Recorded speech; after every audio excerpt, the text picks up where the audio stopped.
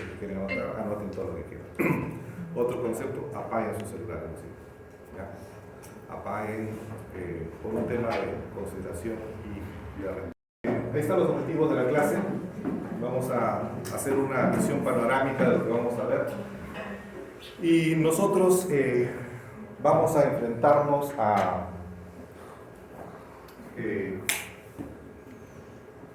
estudiar el aparato respiratorio.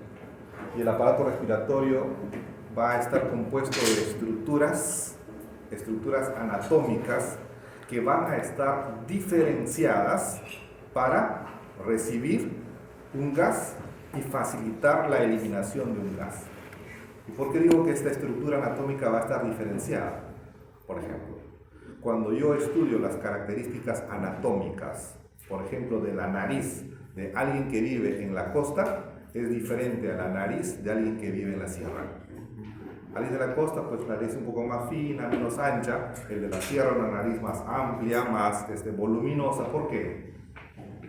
Porque ellos viven en zonas de deprivación de oxígeno y necesitan más volumen de aire para tener el mismo volumen de oxígeno. Entonces, su anatomía tiene que estar adecuada para cumplir esa función. Igual, la caja torácica de un hombre andino es mucho más grande que la caja torácica de uno de la costa. Los hombres del Andes son pequeños, bajitos, pero con buena caja, ¿no es cierto? ¿Por qué? Porque necesitan mayor membrana y superficie de intercambio. Nuestra anatomía está finamente diseñada para cumplir con una función. Finamente diseñada. La nariz, la tráquea, los pulmones, todo esto va a ser necesario que nosotros lo estudiemos. Y cuando bajemos al nivel microscópico, vamos a ver que los alveolos, los alveocitos 1 o 2, los neumocitos tipo 1, tipo 2, están pero tan desarrollados que uno se maravilla al conocer sus funciones.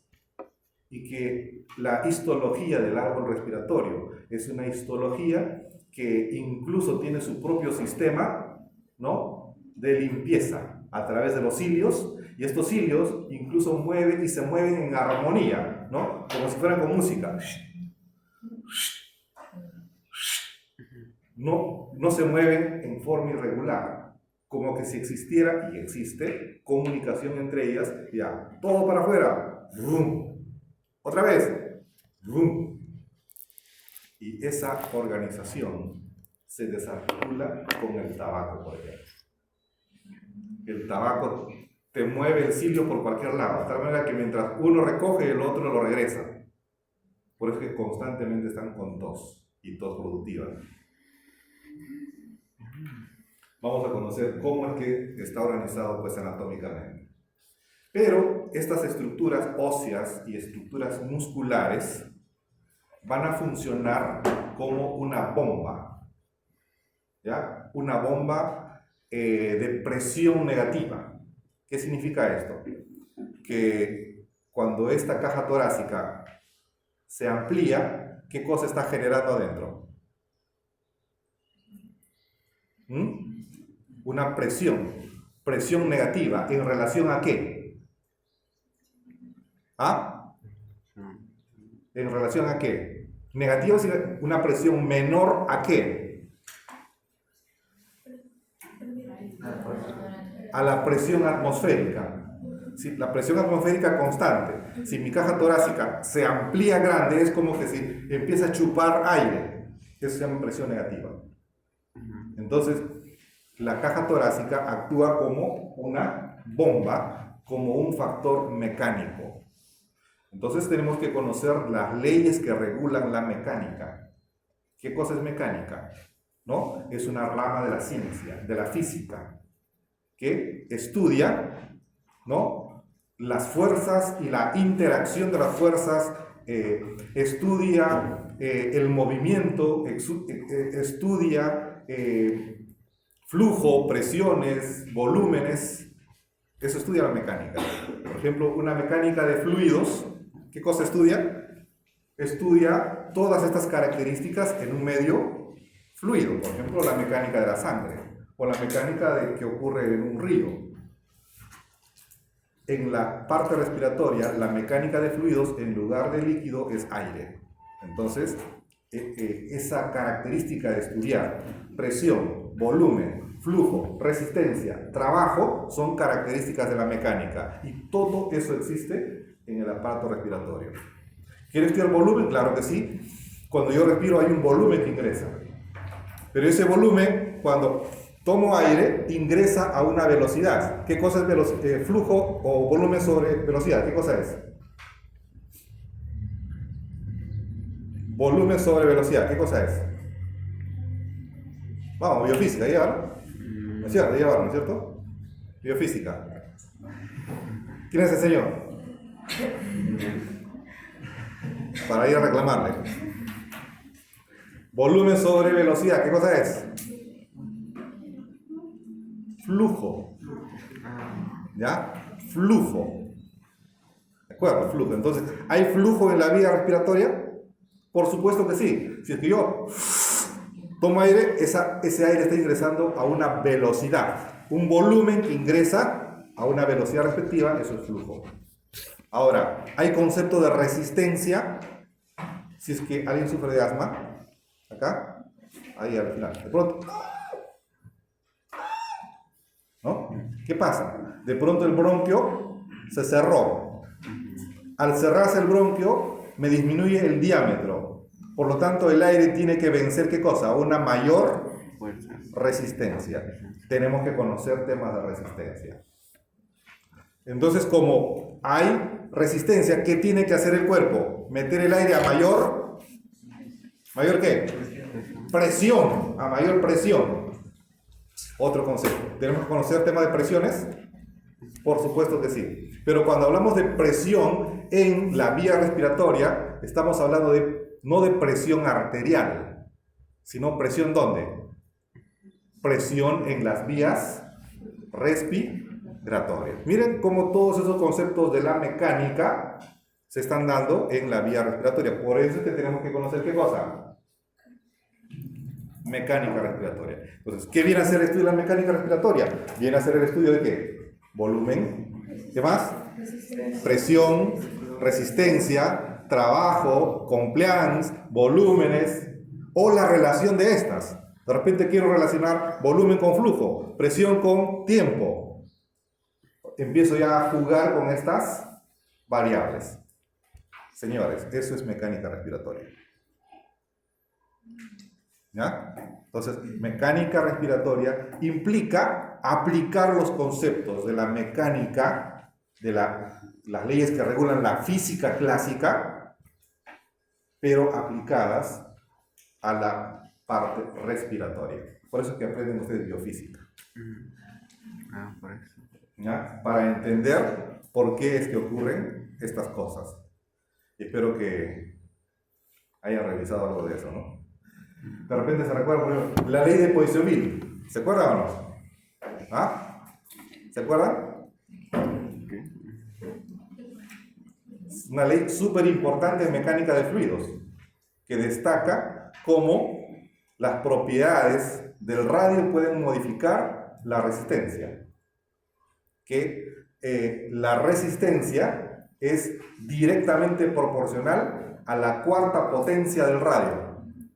¿Se acuerdan, no? Ya vamos a verle cuando llegue. Bueno, entonces vamos a estudiar todo eso. Pero no solo eso, sino que cuando ingresa un determinado volumen de aire, ese volumen es diferente en un niño, en un adulto, en un recién nacido. Los volúmenes son particulares para cada uno de acuerdo a sus necesidades.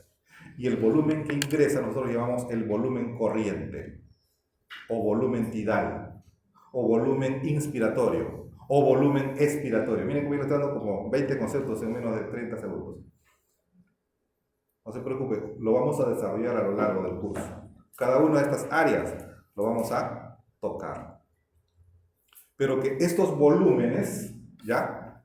Finalmente permiten que se movilice oxígeno para ingresarlo a la necesidad del cuerpo y sacar CO2.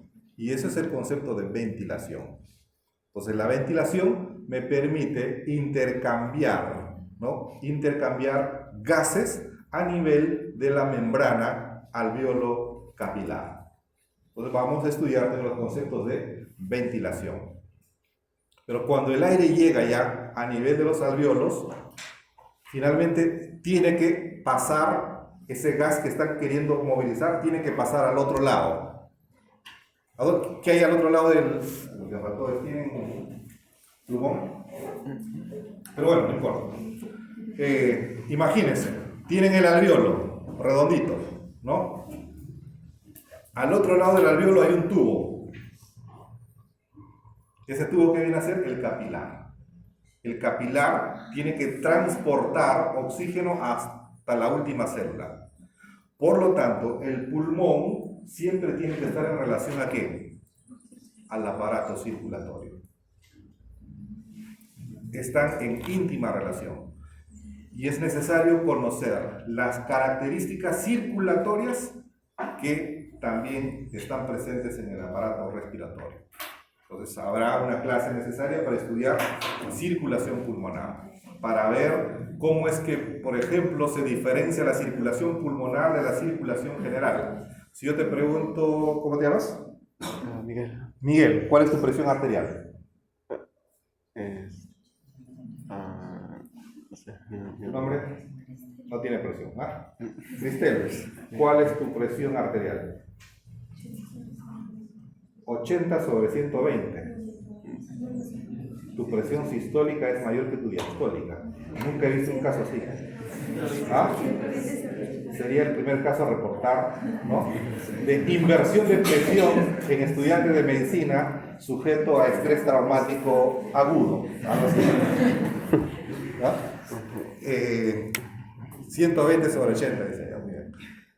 Presión arterial. Pero, ¿cómo te llamas?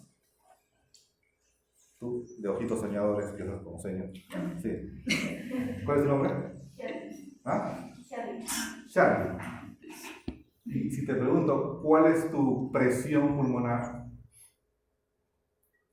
Ajá, ahí hay un problema, ¿no es cierto?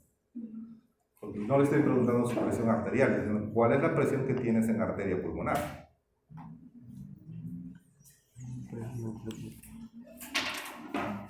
Y si te pregunto, ¿cuál es tu presión a nivel capilar de arteria pulmonar? ¿O cuál es tu presión en la aurícula izquierda?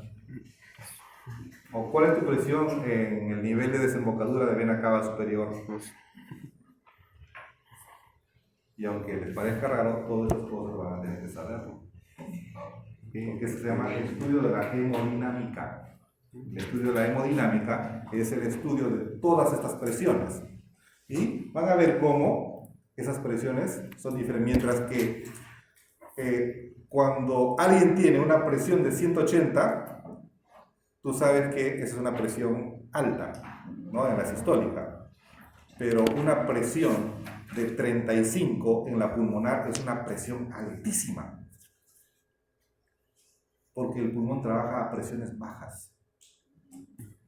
Es una de las grandes diferencias que ustedes tienen que recordar. Mientras que la presión sistémica trabaja a presiones altas, la presión pulmonar trabaja a presiones bajitas.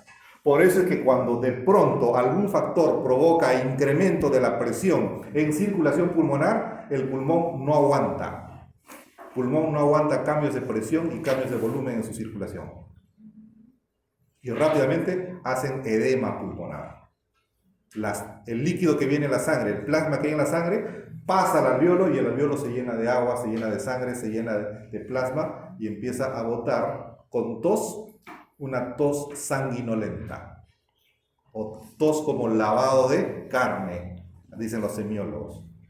¿Por qué? Porque está pasando eso, incremento de presiones y hay traslado de plasma del capilar hacia el alveolo y del alveolo hacia afuera. Porque así es. Edema agudo de pulmón. Doctor, de pronto no puedo respirar y estoy tosiendo, estoy botando esputo como si fuera lavado de carne y no puedo respirar, disnea. Sospechen edema agudo de pulmón. Ya, va a haber su momento para que estudien eso, pero estamos dando aquí las bases fisiopatológicas, de por qué empiezan a ocurrir las cosas. Una interrelación entre circulación y ventilación. Pero, por otro lado, esa sangre, ese capilar presente al lado del alveolo, ¿ya?, está súper especializado para transportar gases. Entonces, ingresa oxígeno desde la atmósfera, ingresa oxígeno. Este oxígeno, al llegar a la sangre, es transportado ¿por qué? Por los glóbulos rojos. Los glóbulos rojos tienen una proteína súper especializada, se llama hemoglobina. La hemoglobina tiene una estructura, una parte que tiene 4 asientos, ¿no?, para poder transportar oxígeno. ¿Cómo se llama? La globina. Ahora, si es que 2 asientos están llenos, ¿cuál sería la saturación? Ya, si los 4 asientos están ocupados, ¿cuál sería la saturación? 100. Cuando ustedes se ponen el oxímetro y dicen saturación 100%, significa que esos 4 asientitos están llenos. Si solamente un asientito está, si 3 asientos están ocupados y uno está vacío, ¿cuál es la saturación? 75%. Si 2 asientos están ocupados, ¿cuál es la saturación? 50%. Ahí sale el concepto de saturación de ese aparato. Mira qué fácil es la medicina. ¿Ya? Ahora, si ustedes suman todos los glóbulos, cuentan los asientos y le sacan un promedio, ahí les sale pues saturación al 98, al 97, al 96, 94, 82. Están sacando el promedio ya de todos los globulitos de sangre. Entonces, están especializados para llevar sangre hacia las células. Pero no solo eso, sino también para recoger otro gas, porque no quieren hacer viaje. Cuando un camionero va a la selva a recoger fruta, no se regresa con el camión vacío a la selva, sino que de acá lleva productos hacia la selva, productos que no tienen en la selva, para que su viaje de ida y vuelta sea un viaje productivo.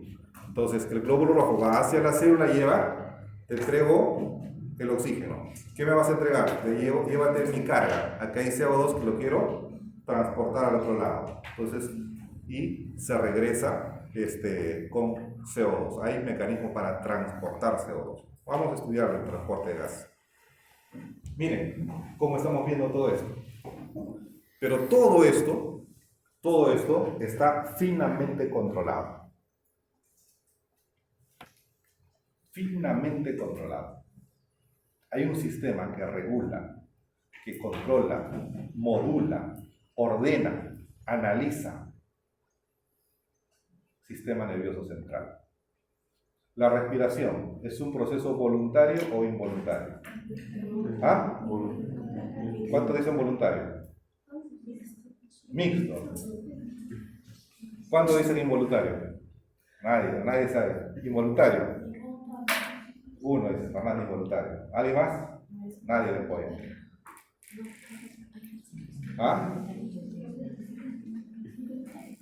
El proceso es mixto, porque en un momento yo puedo decidir voluntariamente, empiezo a respirar rápidamente a mi libre voluntad, pero eso va a ser por un momento, porque llega un momento en que al hacer eso empiezo a generar movilización de gases y de pronto cambia mi pH, cambia mi alcalinidad, y entonces el sistema nervioso va a controlar y se vuelve involuntario, ¿no? O de pronto ustedes están corriendo y sin darse cuenta ya están respirando más rápidamente.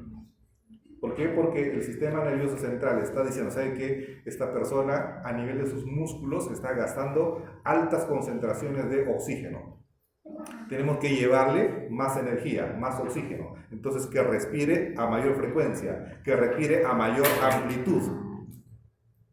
Aumenta la frecuencia, aumenta el volumen minuto, aumenta el volumen tidal, aumenta la capacidad respiratoria, aumenta el volumen inspiratorio, aumenta todo porque sus necesidades en ese momento están incrementadas. Porque hay un sistema que regula eso. cuando se altera eso, se altera también todo. Y hay patologías que van a comprometer el sistema nervioso central y van a alterar la respiración. Entonces, esa es la visión panorámica del curso. ¿Ya? Ese es lo que nosotros vamos a elaborar a nivel de todo el aparato respiratorio, pero con la finalidad de conocer estas funciones respiratorias. Todo lo anterior es tal vez los títulos de los capítulos que nosotros vamos a estudiar, con la finalidad de conocer esto, que el aparato respiratorio tiene algunas funciones que están claramente definidas. En primer lugar, está altamente especializado para el intercambio gaseoso. Y esa especialización, por ejemplo, lo observamos a nivel alveolo capilar.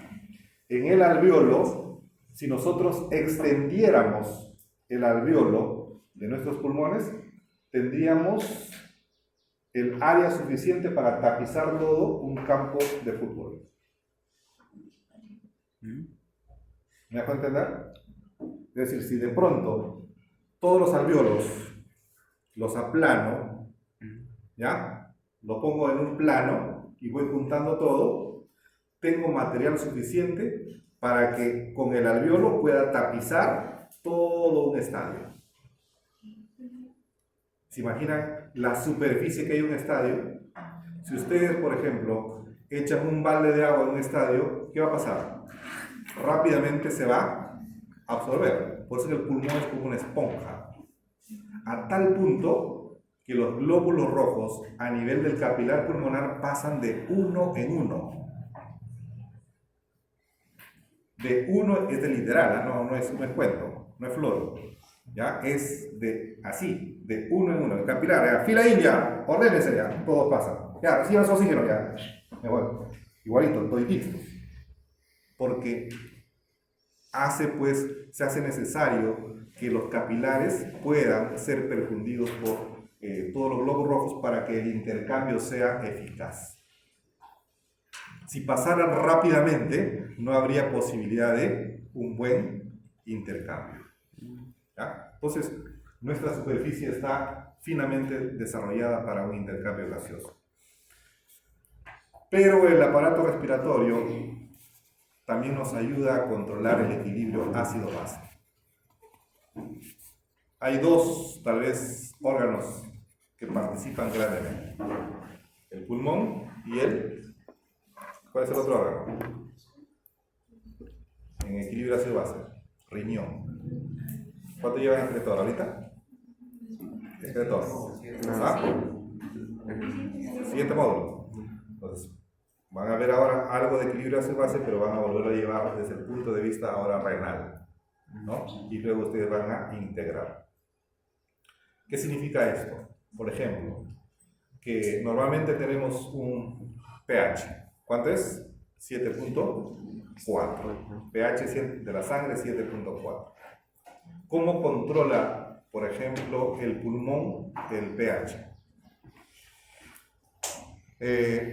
Cuando alguien empieza a ventilar, a respirar rápidamente, ¿qué está haciendo? Está movilizando más volumen, ¿no es cierto? Pero al movilizar volumen, uno de esos gases que es el CO2, ¿no? El CO2 está saliendo. Si sale el CO2, si el pulmón empieza a limpiar CO2 de la sangre, ¿ya? Ese CO2, ¿de dónde va a salir? ¿Ya? ¿De dónde sale? A ver, hay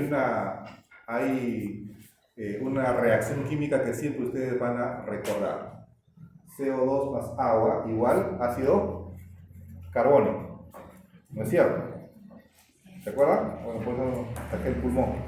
Pero empecemos yo cuando postulé a la universidad no tenía muchos medios económicos y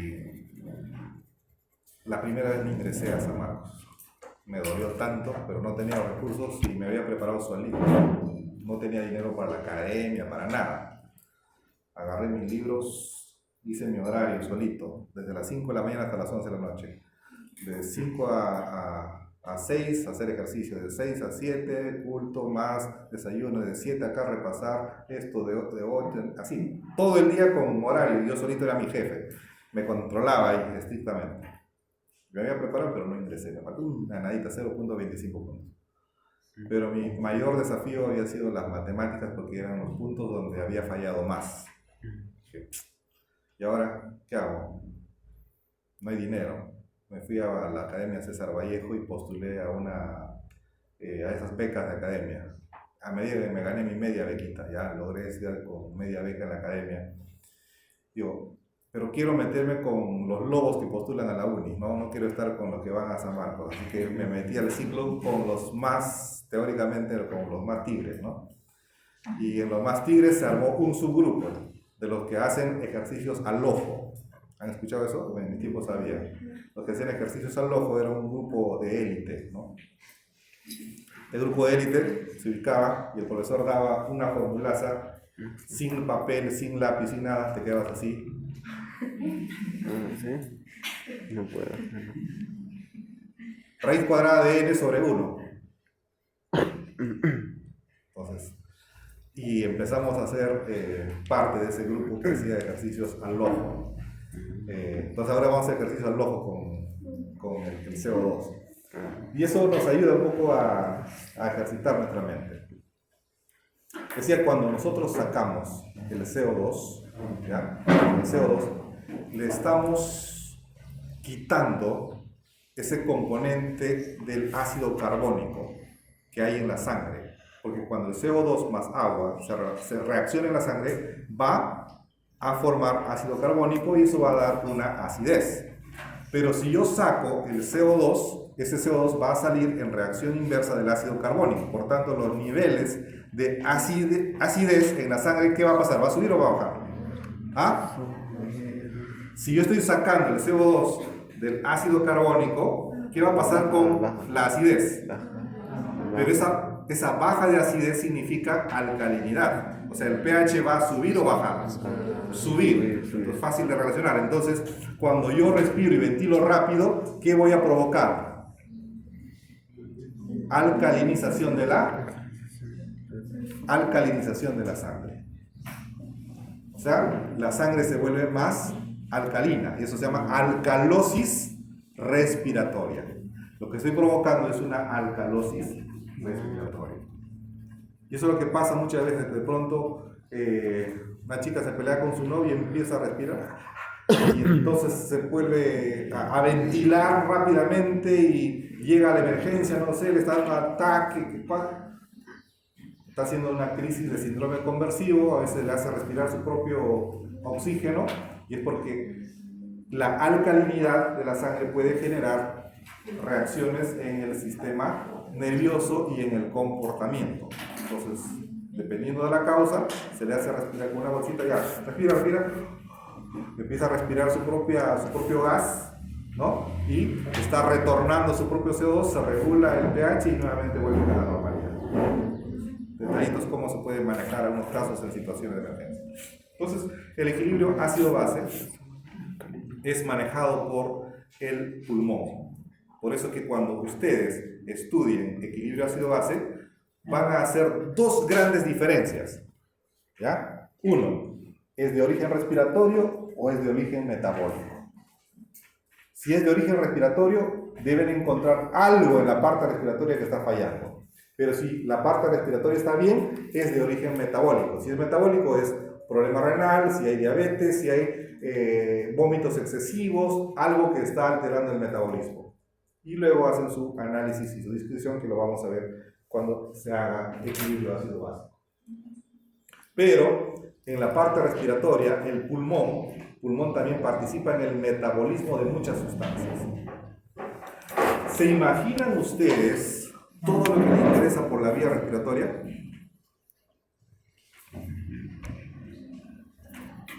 ¿Se imaginan ustedes todo lo que ingresa por acá si es que se imaginaran bien y si supieran, no quisieran respirar? ¿Ya? Entra de todo, así, de todo. A tal punto que cuando nosotros, porque cuando yo he sido cuando estaba en el Almenara, he sido anestesiólogo de trasplantes. El primer órgano que teníamos que trasplantar cuando había un donante cadavérico era pulmón, porque a las 6-8 horas, si es que no lo sacábamos, ese pulmón estaba lleno de infecciones. Entonces, hay un donante, el equipo de pulmón tenemos que ir rapidito y hacer Excel y sacar el pulmón, hacerle, digamos, su procesamiento para luego implantarlo en el paciente. Porque el pulmón no aguantaba más tiempo. Es el primer órgano que se saca cuando hacemos exéresis de órganos en trasplante. Por eso. Entonces, eso significa que el pulmón también tiene que tener capacidad de metabolizar lo que ingresa. Todos esos gases horribles, partículas, finalmente en el árbol respiratorio vamos a encontrar macrófagos, vamos a encontrar células especializadas que van a transformar, metabolizar y facilitar la eliminación. Muchos de ellos por la misma vía respiratoria. Algunos son absorbidos por la sangre y son eliminados por el riñón. Pero va a haber esa capacidad de metabolizar. Pero el pulmón no solo tiene función respiratoria, también tiene funciones no respiratorias. Por ejemplo, la función endocrina. Cardio todavía no ha llevado, ¿no?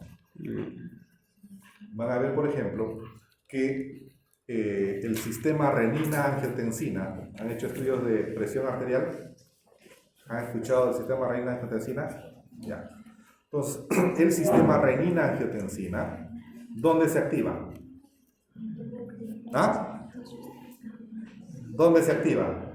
Tiene un pasaje importantísimo en el pulmón. ¿Ya? Si el sistema renina-angiotensina no tiene un pasaje por el pulmón, no logra activarse y no va a poder cumplir con su función.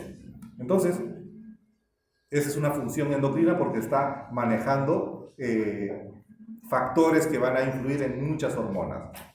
O cuando, por ejemplo, tenemos un tumor, ¿ya? Un carcinoma pulmonar, muchas veces este carcinoma pulmonar, este cáncer de pulmón, se vuelve secretor de hormonas.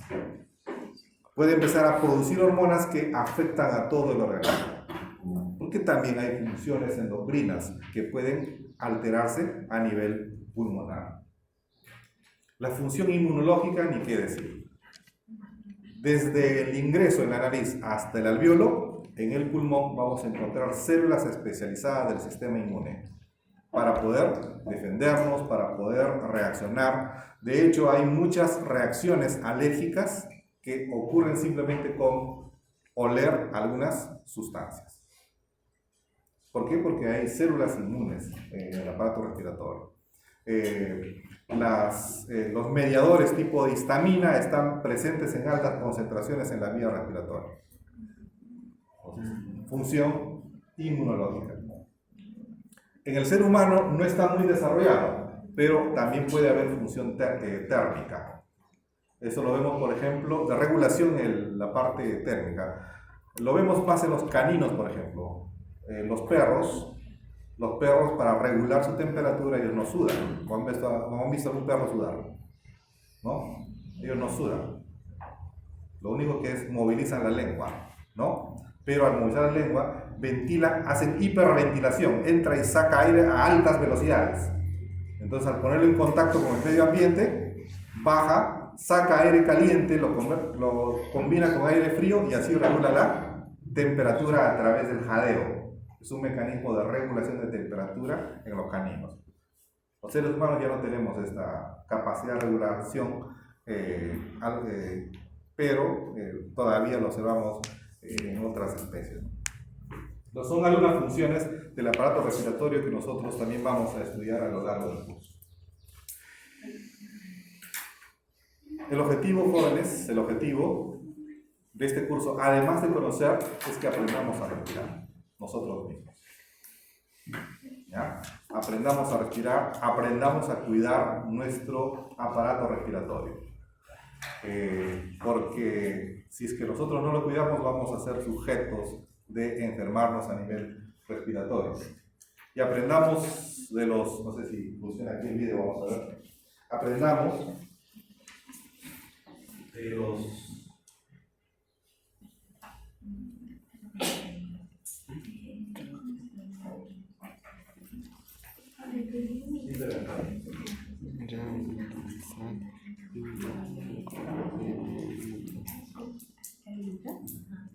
bueno, no importa.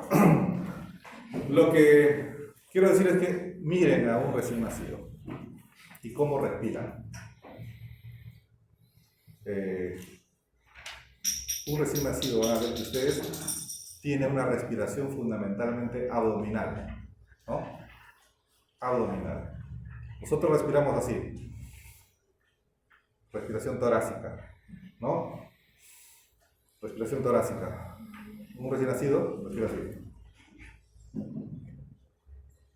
Arriba no hemos gritado nada, ¿no? Es ampliar diafragma. Lo utilizan los cantantes, los oradores. Se dice que Pavarotti podía incrementar su diámetro y su circunferencia abdominal en 50 centímetros. Una bestialidad, ¿no? Para incrementar eso significaba que todos los alvéolos de la parte inferior se iban, empujaban el diafragma, y como abajo las costillas son costillas flotantes, no ponen límites, y entonces tranquilamente podía, además que era gordito, también pues ¿no? Quizás eso ampliaba más su circunferencia, pero el hecho es que sí podía modificar su diámetro abdominal. ¿Cómo se puede ejercitar? Hay muchas formas, recomiendo, ¿no? Échese una superficie, póngase el libro de anatomía que están leyendo encima y empiecen a levantar hacia arriba, hacia abajo. No sé, hay ya muchos ejemplos que ustedes pueden encontrar, ¿no? Encontrar en los medios para poder ejercitar. Pero aprendamos a respirar, y especialmente una respiración diafragmática si es posible. Los que hablamos mucho también tenemos que aprender a respirar, porque en caso contrario, cuando forzamos solamente nuestra laringe, de pronto nos cansamos rápido, empezamos a tener dificultades de expresión, etc. Y la potencia de la voz también va a ser mucho mejor si es que ese volumen es regulado desde una respiración de tipo más diafragmático. Aprendamos a respirar nosotros mismos. Un recorrido rápido de lo que vamos a hacer. Macroscópicamente hay toda una serie de tuberías en la parte respiratoria, ¿ya? Tenemos tubos especializados. Desde la tráquea, que es solamente uno, se va dividiendo poco a poco hasta tener de 8 por 10 a las 6 divisiones. ¿Se imaginan la cantidad de divisiones que se... A ver, ¿alguien puede saber qué significa ese número? Es un número, pero súper elevado, ¿no? 1, 2, 4, 8, y miren la cantidad de veces que llega a poder dividirse y a formar una superficie grande. Estas divisiones tienen dos zonas. Uno, zona de conducción. ¿Por qué se llama zona de conducción? Porque solamente transporta aire, solamente lleva un volumen, no hace nada más, es solo un transportador. Pero a partir de este punto ya empieza a participar en el intercambio. Aquí no entrega oxígeno ni recibe CO2, solo lleva, ¿no? Solo es una tubería. Pero a partir de los bronquiolos respiratorios ya aparecen pequeñas dilataciones que semejan a algunos alvéolos y empiezan a hacer pequeños ya intercambios, hasta llegar a la zona de los sacos alveolares, donde el intercambio pues es mucho más eficiente. Por eso se llama zona de conducción. A, tráquea, bronquios, bronquiolos y bronquiolos terminales. Hasta ese punto, zona de conducción. Después, zona respiratoria, todo lo demás, porque participan en el intercambio gaseoso. Eso fue la clasificación que dio Weber. Entonces acá el resumen, ¿no?, de estas dos zonas.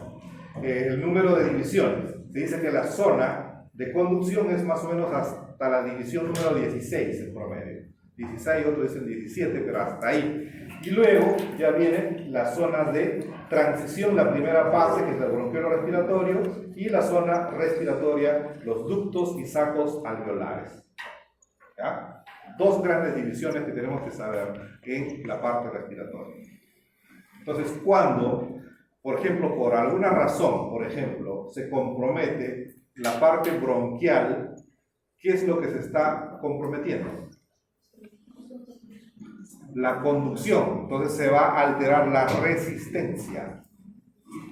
¿Ya? La resistencia del tubo se va a modificar. Si el bronquio se constriñe, entonces aumenta la resistencia. Si es un asmático, le damos un broncodilatador, el bronquio se dilata, le bajamos su resistencia para que pase el aire.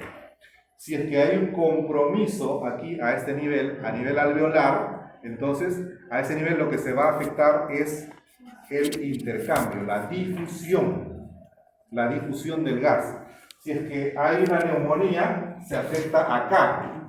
Una neumonía no es un problema de bronquio. Una neumonía es un problema de alveolos, es un problema de ductos, de bronquiolos terminales a lo mucho. La neumonía te provoca problemas en la difusión. Pueden tener un problema de un paciente con neumonía y muchos de ellos no tienen problemas de resistencia en la vía de conducción, sino en la difusión de los gases. Mientras que un paciente que tiene asma bronquial o tiene enfermedad pulmonar obstructiva crónica va a afectar la conducción y la resistencia de las vías aéreas. Son temas diferentes. Y eso me permite dividir a veces a la neumología. Cuando ustedes lleguen al capítulo de la neumonía van a ver, ¿es un problema parenquimal o es un problema de conducción? Dicen, ¿no? ¿Qué significa eso? Que las patologías respiratorias, ya cuando llegan a la parte neumológica, empiezan a dividirlo. ¿Me preocupo de la conducción o me preocupo de la parte parenquimal, la parte alveolar? Dos grandes grupos. Ya. Porque si es de conducción, voy a pensar en asma bronquial, voy a pensar en obstrucción, voy a pensar en secreción, voy a pensar en enfermedad pulmonar obstructiva, pero si es que pienso abajo, pienso en neumonía, pienso en enfermedad intersticial, pienso en problema de edema pulmonar, de aspiración pulmonar, en otras cosas que afectan solamente al alveolo. Y esto, miren cómo nos permite ya trasladar nuestra anatomía a la parte aplicativa de la clínica. Otro aspecto que también debemos recordar son las diferencias que les decía en la parte circulatoria. Y aquí un dato interesante que no deben olvidar. En el aparato respiratorio vamos a recibir sangre primero a través de la arteria pulmonar. A ver, haciendo ejercicio, ¿de dónde nace la arteria pulmonar? A ver, tu nombre. Abigail. Arteria pulmonar, ¿de dónde sale? Ya todo bien, al toque vayan pensando porque ahorita vamos a preguntar. Quickly, nombre. Ya perdiste. Ángela. A ver, ¿de dónde sale? Ya perdiste. ¿De dónde sale? Nombre. Alicia, ¿de dónde sale? Le voy a regresar a CEPRE, lo que es el CEPRE. A ver, no escondas tu mirada. Mírame. Ya, tu nombre. Sara, ¿de dónde sale? Me tiro del segundo piso arriba. Auricular. De la aurícula. ¿Sí? ¿O no? Cierra el ojo. ¡Pum! Ya, listo. Otro. Nombre. Andrés, ¿de dónde sale la arteria pulmonar? Voy a tomar un antidepresivo. ¿Aorta? ¿La aorta? ¿Ah? ¿La aorta? De la aorta. ¿Cómo va a salir de la aorta? No. Sale del corazón, eso lo sabe también el de vigilancia. ¿Ah? ¿Ah? ¿De dónde sale? Ya, la aorta, ¿de dónde sale? De ventrículo izquierdo. La aorta. ¿Ya? La arteria pulmonar, ¿de dónde sale? De ventrículo derecho. el ventrículo derecho. No se olviden, los ventrículos están conectados con las arterias. Las aurículas con las venas. Sale, por ejemplo, aorta, ventrículo izquierdo, sale aorta ascendente, callado de la aorta, aorta descendente, aorta torácica, aorta abdominal, se abren las ilíacas, femorales y continúa así hasta llegar más en la parte superior aparece la mesentérica, la renal, todas las demás, etc. Una de las primeras ramas de la arteria aorta, miren qué es esta. Ah, recuerden eso. Esta es la aorta. Miren esta ramita. Chiquitita, que sale apenas de la aorta torácica. Sale el callado, empieza a bajar y rápidamente da unas ramitas. ¿Cómo se llaman esas arterias? Señores, les presento arterias bronquiales. ¿Ya? Arterias bronquiales. Un primer volumen de sangre que recibe el aparato respiratorio procede ¿de dónde?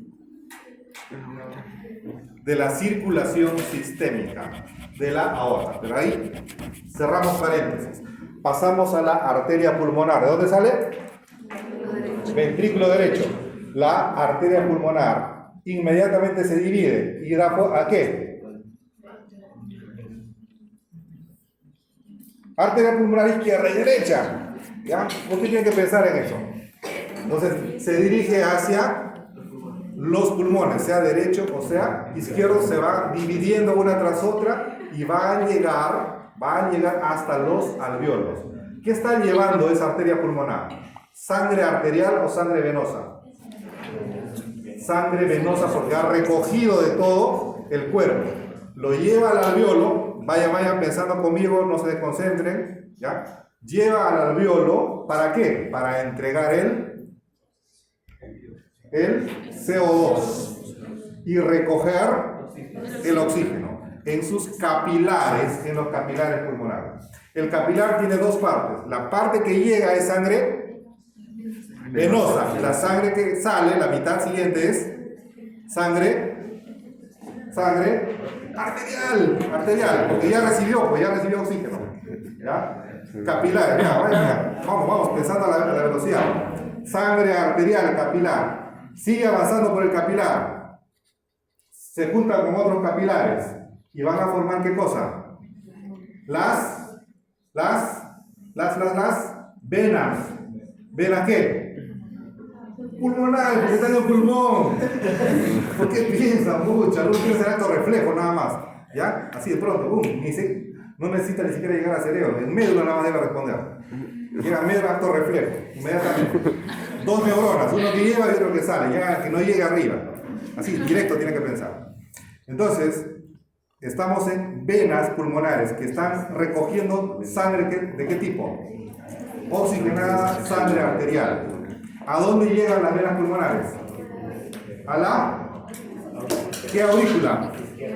Aurícula izquierda. En la aurícula izquierda. En la aurícula izquierda pasa al ventrículo izquierdo y luego regresamos al punto de inicio de la arteria aorta y el aorta continúa y el ciclo se repite. ¿Ya? Entonces ese esquemita hay que recordarlo. Les decía porque la arteria bronquial que nace aquí, pero el otro grupo de sangre, ¿por dónde está llegando? Les decía que hay dos rutas de ingreso de sangre. La primera ruta, arteria bronquial, esta es delgadita, chiquitita. La otra ruta, ¿por dónde? ¿Ah? Acabo de decirlo. Arteria pulmonar. ¿Ya? La arteria pulmonar es la otra arteria que lleva sangre a los pulmones. Entonces, el pulmón recibe sangre de dos rutas. Por la arteria pulmonar, que viene del ventrículo izquierdo, y de la arteria aorta a través de la arteria bronquial. La pulmonar lleva sangre ¿hacia dónde? Hacia los alvéolos.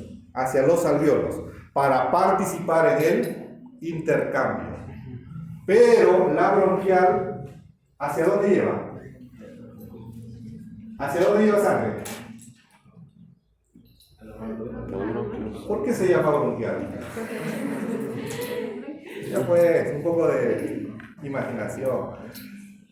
¿Ya? La arteria bronquial se va a los bronquios. Y los bronquios, por lo que le dije, los bronquios participan en la difusión. No. ¿Ah? Solo transporta. Los bronquios participan en la difusión. No. Pero con fuerza, con ánimo, con motivación. No. ¿Por qué dudan? ¿Por qué piensan en esta parte? En esta parte no está pensar. Es solamente dos neuronas, eso no olviden, dos neuronitas. Una de entrada, una de salida, a nivel medular. ¿Ya? Hasta ahí. Nos pueden cortar aquí y nosotros podemos seguir respondiendo eso. ¿Ya? Entonces, la arteria bronquial se dirige hacia los bronquios. ¿Participa en la difusión? No participa en la difusión. Pero aquí viene un problema. ¿Por dónde regresa la sangre que va que llega a los bronquios? No hay vena bronquial. Hay una chiquita, pero no regresa por ahí. Como dice, aquí mi vecino es el capilar. Yo soy una manguerita de regar jardín y a otro lado hay una manguera de bombero, que es la vena pulmonar. Entonces, aprovechan el territorio de la vena pulmonar y regresan y desembocan en el territorio de las venas pulmonares. Miren cómo hace ahora. ¿Qué va a provocar? La sangre de estas arterias bronquiales se ha oxigenado. ¿Se ha oxigenado o no? No, porque no ha pasado por los alvéolos. Está llevando sangre desoxigenada. Pero en las venas pulmonares, ¿qué tipo de sangre hay? Oxigenada. Oxigenada. ¿Qué está ocurriendo? ¿Qué está ocurriendo? Señores, se llama mezcla venosa o mezcla de sangre. Shunt, le dicen los libros, shunt. Primera mezcla venosa. Si la sangre que salía con una saturación del 100%, una vez que reciba sangre de la vena bronquial, ¿cómo va a ser la saturación? ¿Cómo va a ser? Lo que tiene que ser menor, nada más. ¿Ya? Será 99, 98, pero no va a ser 100%, porque está recibiendo sangre no oxigenada. Eso vamos a ver en un momentito dónde influye eso, pero el concepto debe quedar claro. Sangre bronquial no participa en el intercambio, se mezcla con el territorio de la pulmonar, reduciendo la oxigenación del territorio de la pulmonar. Bueno, ahí les presento el parénquima. Miren la foto del alvéolo, interesante, súper fácil de entender. Esto lo van a ver con el doctor Segura o en histología. Esto solamente pasamos rapidito. Miren, esta página, esta lámina lo puse porque en COVID se empezó a estudiar. Y miren, este es el parénquima normal, ¿ya? Es decir, el alvéolo normal, finita, ¿no? Delgadita, porque a nivel alveolar solamente hay dos capas de células. La célula del alvéolo, los neumocitos, y la otro lado es célula endotelial, del capilar. Dos capas de células, nada más. Pero acá, miren ustedes, una membrana engrosada. Una membrana y además cavidades alveolares llenas de secreciones. Entonces acá pues la difusión no se va a dar con facilidad. Y eso va a comprometer la oxigenación y el intercambio. Parénquima normal, parénquima en COVID. No solamente COVID, puede ser cualquier enfermedad pulmonar, pero lo sacamos de esa imagen. Miren el macrófago cómo empieza a emitir sus pseudópodos para poder capturar, ¿no?, cualquier elemento extraño que pueda haber. ¿Ya? La presencia de macrófago. Esto es un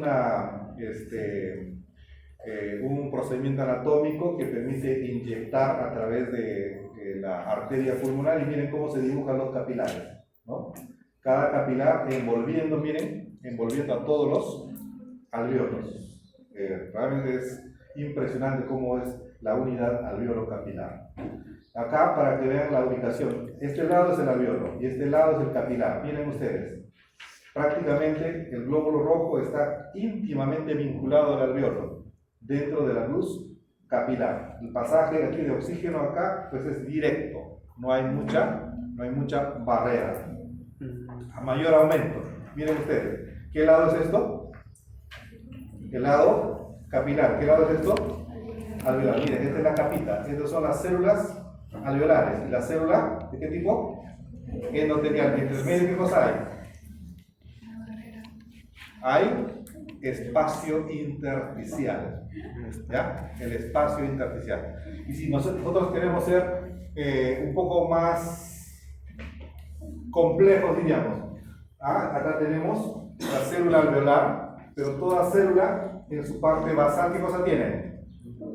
La membrana basal. Entonces la primera capa es el alveolo, luego tenemos la membrana basal, luego ¿qué cosa tengo? Espacio intersticial. Luego ¿qué cosa tengo? Membrana basal de la célula endotelial. Luego ¿qué tengo? La célula endotelial. Luego ¿qué cosa hay? El plasma. Luego ¿qué viene? La membrana del eritrocito. Y recién va a entrar hacia el eritrocito. ¿Ya? Las capas que tienen que cruzar el oxígeno antes de llegar a la hemoglobina. Cuando esta membrana, cuando este espacio entre las dos células se engruesa, se llama enfermedad intersticial. Miren ustedes cómo va apareciendo la patología. Ahí ya es fácil entender. Cuando alguien les dice, tiene una enfermedad intersticial, ¿van a estar pensando en alveolo? ¿Van a estar pensando en el endotelio? ¿Qué cosa hay en el intersticio? Hay tejido conectivo. Entonces debe tener algún problema de colágeno, de una proteína, o de repente hay líquido que se ha colectado en el espacio, o hay células plasmáticas aquí que se han incrementado, está aumentando la fibrosis, el grosor, qué sé yo. Pero es problema del intersticio, enfermedad intersticial. Enfermedad alveolar, pulmón. Enfermedad intersticial, problemas del tejido conectivo. Enfermedad endotelial que afecta a cualquier vaso sanguíneo. Miren ya cómo va apareciendo la patología. Estamos relacionando, ¿no?, nuestros estudios de morfología con patología y ustedes se van ubicando. Entonces de pronto empiezan a leer y se dan a hacer una intersticia. Sí, la intersticia es el espacio, ya saca su línea donde aparece. Cilios, miren ustedes. Este es un corte de microfotografía electrónica. Miren la organización de los cilios, es decir, en una sola dirección. Uno de los primeros artículos que yo leí cuando estuve en primer ciclo, llevando biología, me tocó exponer sobre avances de la ciencia en aquel tiempo. Estoy hablando del año 1984. ¿Ya? Cuando ustedes no existían ni siquiera en Bobocito primario. Me tocó exponer sobre la estructura molecular que existía en la base de los cilios que permitía la rotación y el movimiento de los cilios en una sola dirección, ¿no? Me demoré como una semana en traducir un artículo de 2 páginas porque no sabía nada de inglés, entonces tenía que traducir uno por uno, con el diccionario al lado, no sé cuánto. Ahora hasta con Google Translator rápidamente ustedes, ¡plin! Ya ni siquiera eso, ahora lo graban más que está hablando y lo están traduciendo al instante. Todo tiempo ahora. Miren, los cilios, una maravilla. Estos cilios son los que se afectan inmediatamente con el hábito de fumar. Pero no solamente con el hábito de fumar, también en nuestras poblaciones del Ande, en los que cocinan con leña, ¿ya? En los que trabajan en cocinas con mucho humo, los chefs, los que trabajan tal vez en pollerías o en parrilleras o en sitios donde hay mucho presencia de partículas, ladrilleras, minas, todas esas fábricas que permiten el ingreso de contaminantes. Bueno, pero el control nervioso está presente en todo momento. Desde la parte de la nariz, miren, aquí hay células respiratorias, pero en el medio, ¿ya? En el medio hay células del sistema nervioso. ¿Ya? Tenemos células nerviosas, por ejemplo, en el tercio superior de la nariz. El tercio superior está lleno de células nerviosas, porque inmediatamente hacia arriba va a dar origen al primer par craneal. ¿Cuál es el primer par craneal? El olfatorio. El nervio olfatorio. Entonces, cruzan la lámina, ¿cómo se llama la lámina? La lámina cribosa ¿de qué hueso? Del etmoides. Y va a formar lo que llama la primera parte del nervio olfatorio, que viene a ser el bulbo olfatorio, que se conecta luego con la cintilla olfatoria. ¿Ves? Anatomía práctica. Y las neuronas, estos son neuronas, el cuerpo neuronal están en la mucosa respiratoria. ¿Ya? Empezando a recibir todas estas inervaciones. Deben saber, jóvenes, que el aparato olfatorio es un aparato que se agota rápidamente. ¿Qué significa eso? Que ustedes se van, por ejemplo, en su combi, se van por el Agustino y cuando ya están llegando al Agustino, se sienten que están en el Agustino porque empieza a oler, ¿no es cierto? ¿No? Con su chosicana.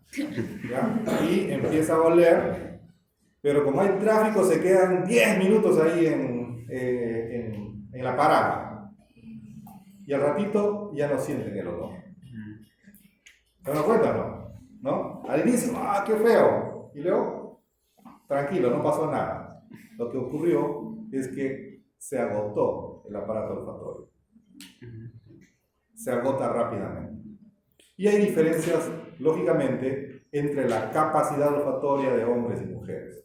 Las mujeres tienen una capacidad olfatoria mucho más desarrollada que la de los varones. Los varones somos simples en esa parte, ¿no? Pero las damas sienten las diferencias. Por eso, jóvenes, hay que oler mejor cada día, porque las damas van a percibir nuestros aromas y hedores, ¿no? Rápidamente.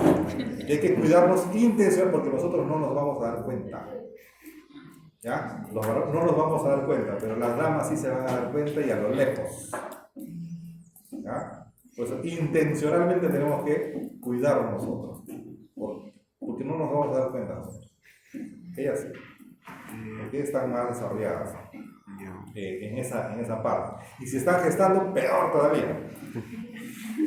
Cuando empiezan a gestar, detectan, aceptan o rechazan algunos olores. Hay una capacidad muy diferenciada en esa parte. Bueno, tenemos unas células especiales, los neumocitos tipo 2, ya vamos a estudiar en algún momento, que va a producir una sustancia muy especializada. ¿Qué implica esta sustancia surfactante? Cuando ustedes tienen un globo, ¿ya? Un globo, y le ponen unas 3 gotitas de agua en el globo, ¿ya? Le dicen infla. Es un poco más difícil inflar ese globo, porque esa gotita de agua forma una película de líquido entre las dos láminas, y esa fuerza se llama la fuerza de tensión superficial. Lo mismo ocurre con el alveolo, porque son globos. Cuando nuestro globo está desinflado, es más difícil y se requiere más energía poder respirar. Pero cuando el globo está semi-inflado, ustedes lo van a inflar más rápidamente, ¿no es cierto? Si te dan un globo medio infladito, rápidamente lo vas a inflar. El surfactante lo que hace es eso. El globo te quita la fuerza de la tensión superficial que hay en el líquido, y el globito se puede inflar más fácilmente. Cuando en los niños recién nacidos hay déficit de sustancia surfactante, empiezan a respirar normal. Qué chévere, están respirando, pero como no tienen surfactante, a la media hora empiezan a respirar más rápidamente. A la hora empiezan a hacer dificultad respiratoria. A las 2 horas tienen que estar intubados, porque se agotaron. Porque cada respiración es como que se hicieran la primera respiración con alto gasto de energía. El surfactante me permite reducir el trabajo respiratorio, facilita que el globo esté semi-inflado y con eso se pueda ventilar y respirar más fácilmente. Miren, esta es la producción de surfactante. Estas son las membranas de Golgi. Estos empiezan a producir surfactante, van llegando a la superficie. En la superficie se unen con la membrana, se liberan y forman una película que va tapizando toda la superficie de los alvéolos. Y eso facilita la ventilación. Ahí tenemos otro neumocito tipo 2, miren, el surfactante. Esto es el surfactante, ¿ya? En el aparato de Golgi, que está siendo procesado, está siendo empaquetado y luego va a ser liberado. Miren estas gotitas, ¿ven? Es sustancia surfactante que va a empezar a tapizar toda la membrana alveolar. Más ejemplos, miren, lo mismo, otra microfotografía, aparato de Golgi con surfactante y empieza a liberarse a la superficie. Bueno, en cualquier parte de estas estructuras que nosotros hemos estado mencionando puede haber patología, puede haber enfermedad. Puede haber enfermedad en la arteria pulmonar, en la vena pulmonar, no acá, vena pulmonar. Puede haber en la arteria pulmonar, puede haber problemas en el capilar, puede haber problemas en los bronquios, puede haber problemas en cualquier parte.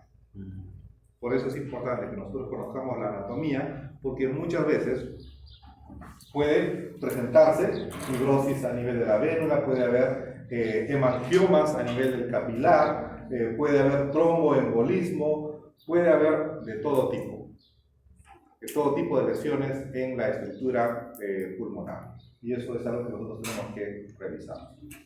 ¿Qué hora es? Teóricamente ya terminó nuestra clase, casi. Un par de minutos para que ventilen, ¿ya? Y hoy tenemos que tomar la otra clase más. Vamos a hacer una rapidita la siguiente clase y terminamos, ¿ya? Voy a tomar, como hoy día la práctica va a ser corta, voy a tomar un poquito de la siguiente hora para que ustedes continúen. La práctica van a dividirse los grupos, orientar cómo hacer la práctica, cuestiones generales, así que vamos a aprovechar un poco de eso.